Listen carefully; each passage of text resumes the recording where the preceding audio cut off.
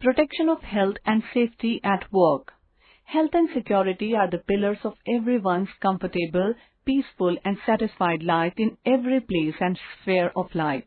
Other than home, the workplace is another area where one devotes the maximum time, so workplace health and safety automatically becomes extremely vital whether it is a small company or a big organization. Expecting a safe, secure and hazard-free workplace is the right of every employee in any organization. Companies that wish to progress can achieve great heights only when the employees are happy, healthy and safe. Before we move on to discuss various aspects related to the protection of health and safety and the smooth handlings of hazards at the workplace, let's first delve deep into these two very important terms, that is, health and safety. Health. We all know about the famous saying, health is wealth. We can remain happy only if we are in the best pursuit of wellness and health. Every human should take measures to keep oneself in the best of health conditions. Though health risks are higher in the informal sector and small industries, which are key players in poverty alleviation, still proper attention to workers' health and safety has extensive benefits. A safe environment brings confidence among workers, which in turn is productive and raises healthy families. A healthy mind will be physically, emotionally, psychologically and socially balanced. It is very important to keep your mind healthy as it will help you handle your day-to-day stress at work and at home. You will be able to make the right choice in your life and will help you keep your overall health and well-being. A healthy lifestyle includes less importance of materialistic goods, keeping your mind healthy with positive thoughts, adequate sleep with a proper sleep pattern by going early to bed and waking up early in the morning with a minimum of 8 hours of sleep, eating nutritious food in proper quantity and at the right time, physical and sports activities, counseling and meditation. Safety. Being safe is the foremost thing in anybody's life. Steps should always be taken to keep oneself safe in any kind of situation, be it different hazards, accidents or emergencies. Safe workplaces contribute a sustainable development, which is the key to poverty reduction and overall happiness. The processes of protecting workers, communities and the environment for future generations have common elements, including pollution control. Pollution and many environmental exposures that are hazardous to health arise from industrial processes that may be influenced by occupational health and safety programs. Activities of plantations, use of biodegradable products, avoidance of plastics, etc. at the workplace would highly contribute and should be encouraged more. Occupational safety and health programs can contribute to improving the employability of workers through workplace redesign, maintenance of a healthy and safe work environment, training and retraining, assessment of work demands, medical diagnosis, and yoga or sports activities. It would be a win-win situation if organizations organize health, wellness, or sports programs at the workplace. The safety and health of workers is a key strategy for overcoming poverty and raising the nation. Once the concept of health and safety becomes clear, we should move on to focus on multiple hazards related to health and safety at the workplace. The following description will guide us on how to handle hazards and create a safe environment for the employees at the workplace. Let's first understand what hazards are. Hazards and sources of hazards. A hazard is a situation where there is a potential for harm, damage, or any kind of loss of health or life. Hazards can be of different types depending on the industry and the environment in which the employees work. The different types of safety and health hazards that can put the lives of the employees in danger are as follows. Physical hazards.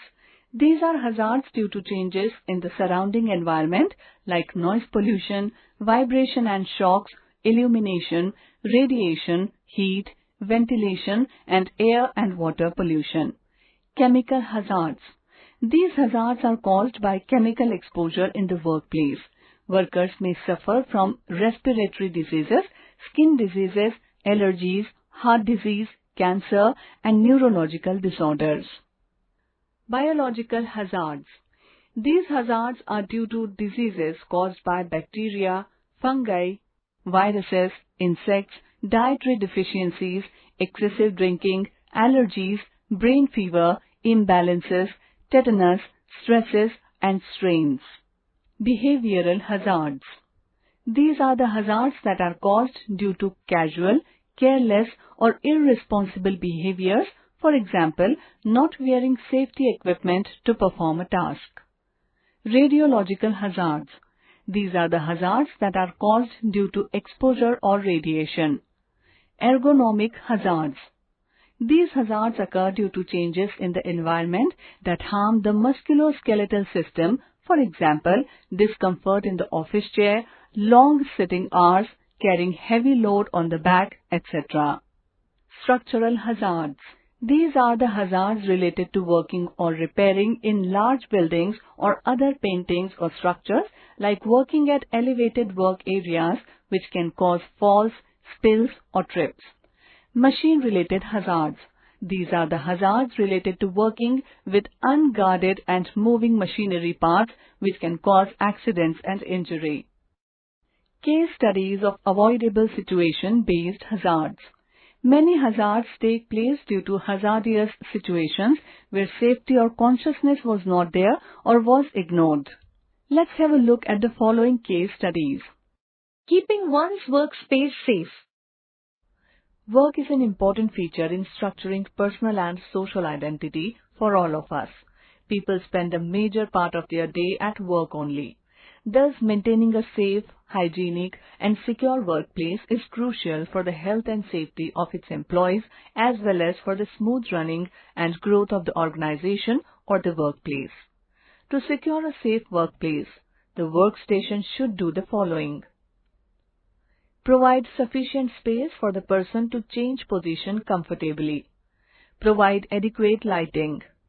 Have windows fitted with adjustable coverings to alter the sunlight level. Make it spacious enough when a workstation is shared by more than one person. Display well-defined characters of adequate size and spacing. Have a stable image. Maintain adjustable brightness and contrast in the workstation. Make it tilt and swivel easily to suit the user. Make it free from glare and reflections. Use a separate base for the screen or an adjustable table. Enable it to separate from the screen to allow the user to adopt a comfortable working position. Have space in front to provide support for the hands or arms of the user. Have a matte surface. Have clearly legible symbols on the keys. Provide adequate space for the user. Have a low reflective surface. Make it of an adequate size to allow the screen, keyboard, and other peripherals to be flexibly arranged. Provide a stable and adjustable document holder which should be at the same level as the screen and at the same viewing distance. Evacuation facility at workplace. Workspace evacuation is the process of emptying the workplace in case of emergencies like natural calamity, fire, building collapse, etc. There has to be a proper evacuation plan in a workplace so that the employees can have a clear picture of where they are expected to go after the evacuation and which signal will help in starting the evacuation process. The evacuation process should include a buddy system should be mandatory for physically challenged employees or employees with special needs. This system ensures that the needs of all the categories of employees are met at the time of the emergency. There should be a common assembly point where all the employees should assemble at the time of emergency when the evacuation process is followed. The organization should ensure that all the employees are aware of this assembly area and the direction plan to reach this common assembly area. The assembly area should be a safe place like an open ground or any open area with minimum impact of the disaster in terms of natural or man-made.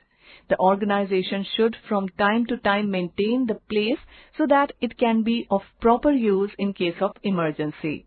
An evacuation policy should be designed by every organization.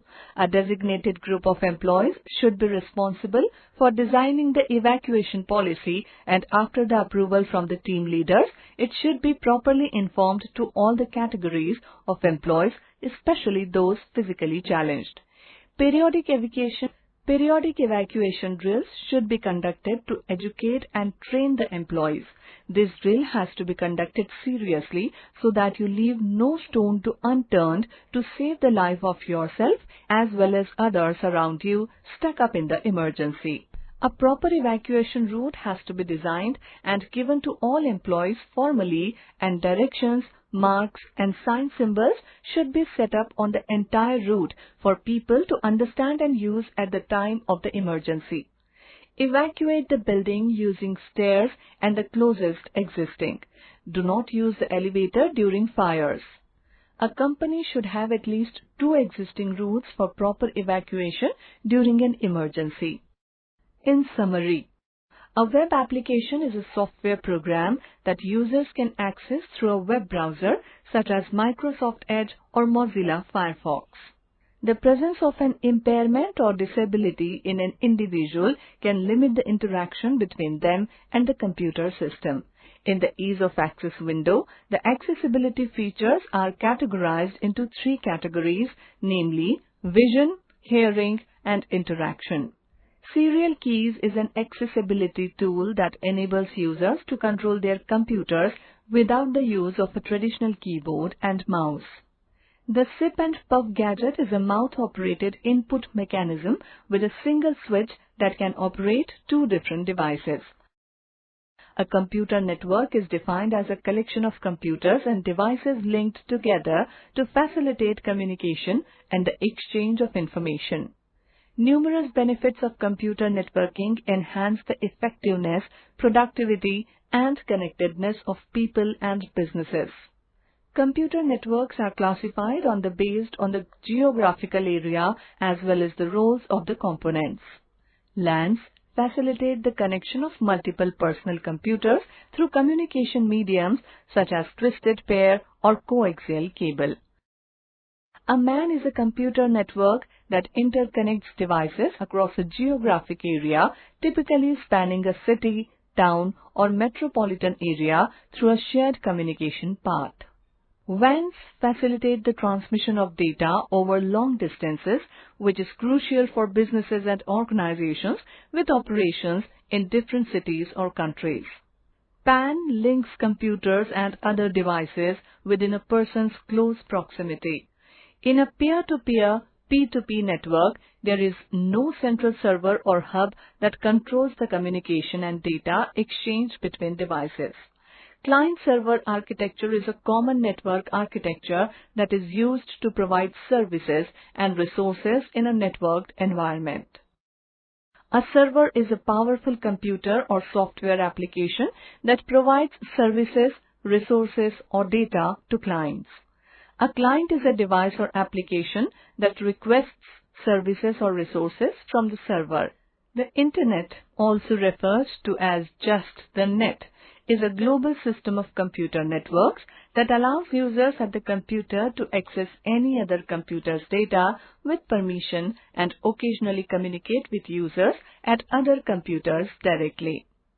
In 1989, the World Wide Web, WWW, also known as Web, was invented by Tim Berners-Lee of the European Particle Physics Lab, CERN, in Switzerland. Accessing the Internet typically involves a combination of hardware, software, and service subscriptions. A web page is a document that is part of the World Wide Web. A website is a collection of web pages. HTML stands for Hypertext Markup Language, is the standard markup language used to make the layout of the web pages. URL stands for Uniform Resource Locator, is a unique address given to each web page on the www. A domain name is a unique online address that can be read by humans and is used to locate a particular website. A decentralized naming system for computers, services, or any resource linked to the Internet or a private network is called the Domain Name System, DNS. A web browser is a software application that enables users to access, view, and interact with information on the World Wide Web. An Internet Protocol address or IP address is a unique number that is assigned to every device on a computer network that communicates via the Internet Protocol. A web portal is a website that has been specifically created to act as a single point of access to data, programs, and services on the Internet. A network's maximum data transfer rate over a communication channel is referred to as its bandwidth. A hyperlink, often known as a link, is a reference or navigation element that, when clicked, enables users to go to another location or resource in a document, typically on a web page. Internet connectivity options refer to various methods and technologies that enable devices, networks, or individuals to connect to the Internet. Moving information from one location to another via network connections is known as data transfer on the Internet. Instant messaging, IM, is a type of online communication that allows people to converse textually over the Internet in real time with each other or with groups. The process of sending and receiving messages through instant messaging apps is known as chatting, and the messages are called chat. A blog is a kind of website or online forum where writers, sometimes referred to as bloggers, can publish written content on a regular basis. The buying and selling of goods and services using the Internet is referred to as online transactions or e-commerce. Passwords serve as the first line of defense against unauthorized access to personal accounts, sensitive information, and various online services. A cyber threat refers to a malicious activity that pursues to compromise the confidentiality, integrity, or availability of digital information or technology assets. Any software that is intentionally created to damage and exploit computer systems, networks, or data is referred to as malware, short for malicious software. Accidents are unfortunate, unforeseen events that can result in harm, injury, or damage to life and property. Accidents must be handled with a compassionate and careful approach, avoiding the casting of blame on others. An emergency is an unanticipated situation demanding immediate attention and taking precedence over everything else. First aid is the care or assistance provided to someone who has been hurt or becomes unexpectedly ill prior to the arrival or trained medical personnel. Health and security are the pillars of everyone's comfortable, peaceful, and satisfied life in every place and sphere of life. A hazard is a situation where there is a potential for harm, damage, or any kind of loss of health or life.